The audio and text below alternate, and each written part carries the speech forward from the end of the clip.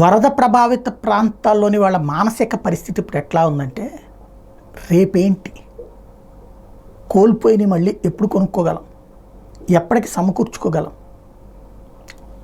Mixie, gas పొయ్యలు, two వీలర్లు, bed, మంచం, దివాన్, fridge, cooler, ఇది అన్న పేరేం లేదు. ఏది మిగిలిందని ఎత్తుక్కోవడమే.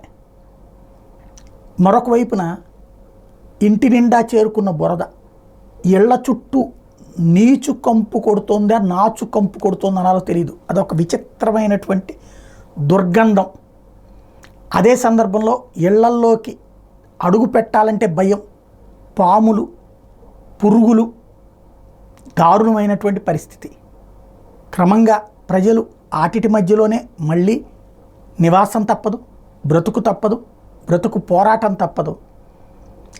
ఎప్పుడు కోలుకుంటాం, ఎలా కోలుకుంటాం అన్నటువంటిదే ఇప్పుడు వాళ్ళ ముందున్నటువంటి ప్రధానమైనటువంటి ప్రశ్నగా మారుతోంది.